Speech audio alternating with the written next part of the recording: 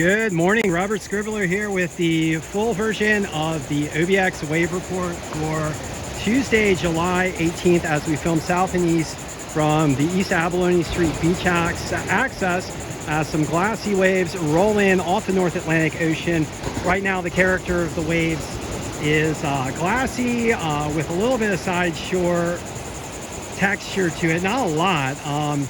And then some backwash. The way the waves are forming up is kind of at an angle. It looks a lot nicer from the shore than it does from the water. You gotta be strategic in your positioning and find the right spot and get yourself in the power zone and get some good rides.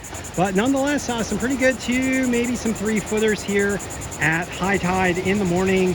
Waves, I think, will probably improve as we get a little bit throughout the day, and then as the afternoon progresses, you might get a little bit of chop. Out in the Atlantic Ocean right now, we've got the trade winds pushing in the swell, and far out in the central North Atlantic, we've got Don, which is once again re-intensified into a tropical storm and is producing its own swell, although I was looking at some of the wave models and not much of that swell is making it to the Outer Banks. Maybe as a little bit of a few random swells or as a base swell, but generally the zone of increased wave heights is pretty concentrated around Don, even though Don's wind field is relatively large. We'll just have to see if some of those swells from Don propagate, as Don is expected to linger for some time. Okay, so getting down to the official reports for the Outer Banks, right now at Nags Head, according to the official wave reports, waves are in the range of 2 to 3 foot and glassy. Primary swell coming in out of the east at 2 feet. That is a 10-second swell. As we watch a dude drop in here for a little ride. Winds right now very light out of the northwest at 2 miles per hour, lending to that glassy condition that we're seeing. Air temperatures in the range of 83 degrees Fahrenheit, and ocean water temperatures around 70, maybe a little cooler in some locations. I want to talk briefly about the reason why ocean water temperatures are cool here in Nags Head as opposed to the north and south. Right now, up near Virginia Beach, ocean water temperatures are close to 80 degrees, so to our north, it's warmer. And then if you go 10, 15, 20 miles to the south, it's also warmer. You go down to Rodanthe, ocean water temperatures in the range of about 81 degrees Fahrenheit. So what's happening to the ocean water temperatures here in Nags Head? Well, there's 2 factors that are likely involved, and one is that there is a tongue of the Labrador Current that comes down from the north. The Labrador Current is a cold water current, and what can happen is that a portion of the Labrador Current, especially when we get the west winds coming in, can get cut off in the form of an eddy, which creates this bowl basically of cold water that for some reason tends to get stuck here off of Nags Head.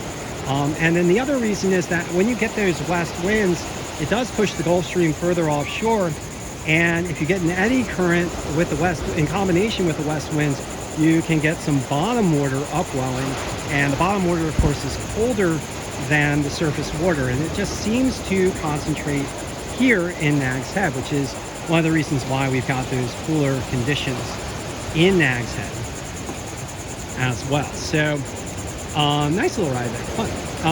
All right, heading on down south to Rodanthe, we've got 2-foot waves and clean conditions there with a swell out of the east at 2.2 feet. That is a 10-second swell, and winds out of the west-northwest at 5 miles per hour. Once again, lending to those glassy conditions.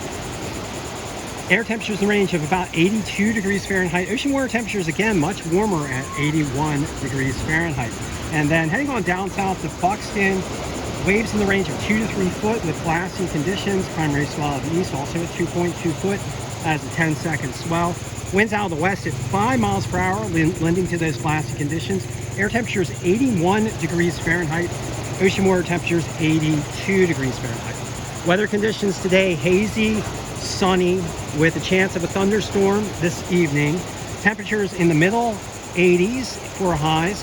Humid conditions, but not as humid as they have been recently.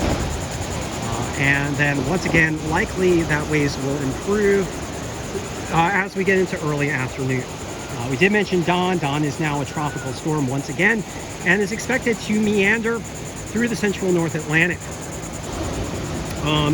And for our climate discussion, we've been talking a bit about climate change as we've experienced some extreme heat in the US. And I'd just like to note that extreme heat is something that is happening across large swaths of the northern hemisphere.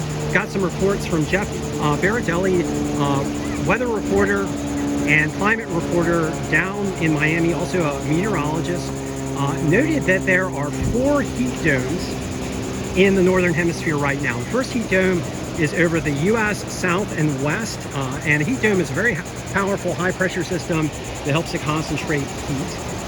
The second heat dome is over the Atlantic Ocean just south of Bermuda and east of the US southeast coast. The third heat dome is over the Mediterranean and Saharan Africa, and the fourth heat dome is over parts of China.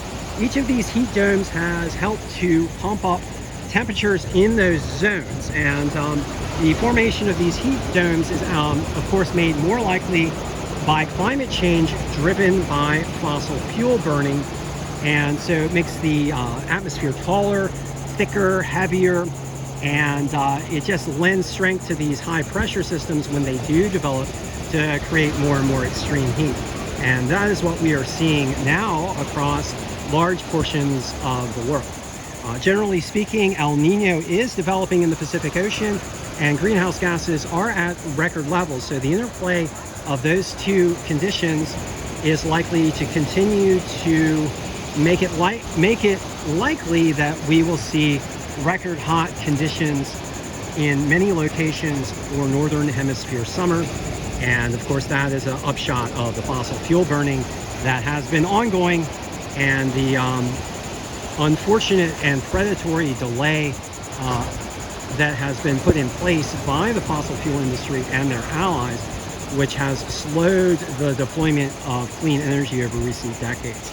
And what we need to do to reduce the impacts of climate change and to save our coastlines from such impacts as sea level rise and more intense storms and a worsening ocean health due to ocean acidification and loss of oxygen in the ocean systems is to mass deploy that clean energy, to overcome the predatory delay, and to rapidly deploy that clean energy to get those carbon emissions down, and then to work to revitalize our Earth system so the Earth system can draw down the excess carbon that is in the atmosphere. And scientists like Dr. Michael Mann do note that we are still in a position where we can do this and be effective and remove the worsening effects of climate change from our climate system, but we've got to be responsible and we've got to act. We can't just pretend that we can be lackadaisical about things. All right, so thank you for joining me for this session of the OBX Wave Report, and if you do get out there in the water, I hope you shred it up.